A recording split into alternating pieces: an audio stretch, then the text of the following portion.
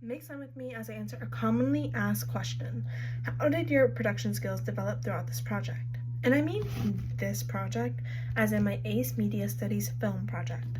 Now, starting off, when I first entered into my media class, I was very nervous about eventually having to participate in a group, as my prior experiences with groups haven't been all that good. Thankfully, upon entering the class, I noticed two familiar faces with whom I knew I could work well with and effectively. Those two people were Noah Constantine and Michaela Juan Nicholas. The previous year, I worked with Michaela as she was a part of my Global Perspectives group, and we became good friends as we worked well together. I knew Noah from other classes we had previously had together as well, and was on good terms with him, so choosing the two of them to be a part of my team was obvious, as I didn't know anyone else all that well. All three of us were okay with being in a group of 3 in this project. However, that changed quickly whenever Jordan joined our group after her group of 3 fell apart. Having no other option, she joined us and we became a group of 4. Now that I had an established group, we got down to business. That is when I realized I had no clue what I was doing. Sure, I liked film and I loved the idea of creating a film. However, I lacked many quality film ideas and had no clue how to even work a camera. Well, at least a film camera. All I knew was how to put photos together in an editing browser from my childhood experiences and add audio to it, but that was it. And it was the bare minimum that this project required. I was gonna have to learn all sorts of other editing skills and camera knowledge, which was more than I signed up for. But if I wanted to pass this exam, I needed to pull my weight. And since I had a group depending on me as much as I depended on them, I was going to pull my weight. Thankfully, in class, we went over some of the basic moves in filmmaking and how we can create meaning in film, so I wasn't going into the project completely blind. Now, in class, we had set days to work on the film and our idea/planning of the film. And on the specific day, we were working on the genre of our film and our narrative. This was back when we had a group of 3 and we were all kind of scared of this project. So we kind of just looked at all the information we gathered days before about different genres and their conventions that we liked and started spilling weird narratives. We decided to stick within the drama, comedy, and fantasy bracket, and I came up with the idea of a comedy fairy as it mixed both comedy and fantasy genres. Surprisingly, my teammates went along with it, and I was not expecting that, to say the least, because I knew how obnoxious the idea was. But they did, and we began adding more to the plot to make it possible for movie status. I kind of sucked at writing out my ideas, so I allowed Noah and Michaela to jot down all the rubbish I was saying into coherent sentence form. After getting down our narrative, we began talking about conventions we wanted to include and not include. This was around the time that Jordan joined our group and we began working on our storyboard that included all the details about our film. Naturally, I took the role of director as it was originally my idea, and everyone just simultaneously agreed on that. So for every disagreement we had on the planning of our film, whether it was about the lighting, the camera angles, the mise-en-scène, or the plot elements, I tried my best to meet all parties in the middle. I wanted everyone in the group to not feel left out and feeling as if their ideas were not being heard, so anytime I caught myself taking a dictatorship role in this process, I always went back to constantly asking whether or not my team agreed or if they wanted to change something. Although I had a film already planned out in my head, I needed to take into consideration my peers. Our film was already difficult enough as we were trying to create something fantasy with CGI and tools that we didn't have, so we didn't want any drama to add on to that. Moving forward, we started by establishing our characters. Since I was the director, I wasn't going to be in the actual film. I was also going to be the editor, as I seemed to be the one with the most experience. Overall, we needed a bad comedian, our protagonist, who was unanimously voted as Noah, a good comedian, and a fairy.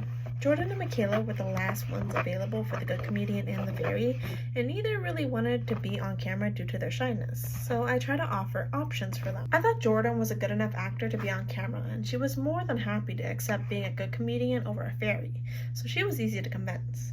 The good comedian was also only going to be on camera for a couple seconds, and for Michaela, I knew she wouldn't have wanted to be on camera for that long. That, and I knew she didn't want her face on camera, so we chose to only show parts of the fairy, like the wings and the wand, under the idea that it would add more magical elements of the fairy to not be shown. Now, with the storyboard and our planning, I needed to talk to a couple of administrators and teachers to get the tools that we needed for success. For example, we wanted to shoot in our school's black box, and we wanted the black box to look like a comedy show. So we needed tables and comedy show lighting. To get that effect, I had to email one of our school counselors for the tables, which he happily agreed to, and also the theater club administrator to help work with the theatrical lights, which she did not agree to. Not being able to get those lights was a huge setback in our planning because we still needed the same lighting as those lights without them. Luckily though, I had my photography teacher who had flashlights that could do the same thing. We also borrowed a couple of her props that would add more of the comedy show elements to our working space. Then we worked with our media teacher to get student volunteers as our audience members and microphones to help with sound. After that, everything was smooth sailing. My team and I worked on the rest of the storyboard without major issues in our planning, and we were just awaiting the day of filming. We scheduled the day of filming after school with all of our volunteers with our teacher in class and got everything ready, including the last of our props and dress code. One thing that was not considered in this scheduled planning was whether or not someone else from our school would be using the black box. Apparently, we had to get approved by our school's calendar to occupy the black box, which was never even thought of by my team and me. So on the day of shooting, we got bombarded by our school's theater club, who already occupied the space, calling for some last-minute revisions to our plan and moving all of our props from the front of the space to the very back. There was also some more issues with filming due to this problem. There were more sound issues with the theater club basically screaming, and the lighting as we had to debate with the club in order to achieve the lighting we want with the natural lights in the black box. However, when push came to shove, we still completed the film on schedule and did our best with what was going on. After creating our film, we began working on our logos and credits for the beginning section. For our film's logos, we decided to stick within our bubble using the first initial of each of our names to create Jack in the Rubbish, and the first word of our title to make Punchline's production. The reason we decided this was because we wanted the logos to be specialized to our film and its comedy club nature. We all concluded our logos, but I would say that Noah and I took the biggest part in building the logos, as he created the graphic for our Jack in the Rubbish logo and I did the animation of the two logos. I animated them simply by taking Noah's graphic and a couple of stock images and audio to make it work. We also had an additional logo that did not make it past my peers' feedback and was ultimately taken out of the final product. However, the logos we still had were good enough for us. Now, as much as I've been talking about my group's team effort in the project, I think it's time I talk about my own involvement. You see, yes, I was the director of the film. I had the main idea and went with it, and worked with my team's additional ideas to create something that was comprehensible. I filmed, I edited, I even assisted with helping others in my team understand the specific elements and meaning behind those elements in our film. Not to toot my own horn, but I feel like I did a lot for this film. During the process of making the film, I felt as if a lot depended on me, as I didn't want my group to worry, and for that I feel very accomplished.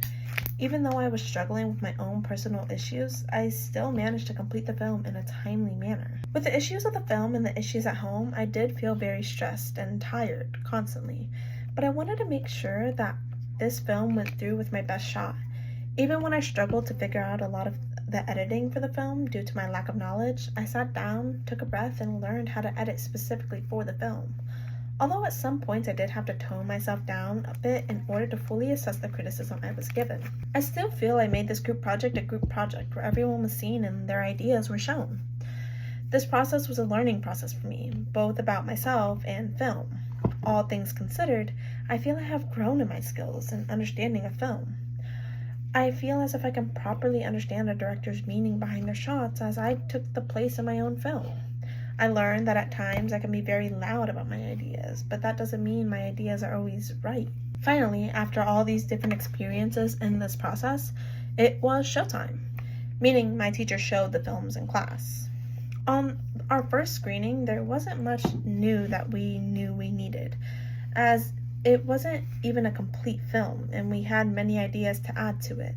But the second screening is where we got actual revisions that made the film more intriguing to the audience. We took in consideration all of the feedback we received.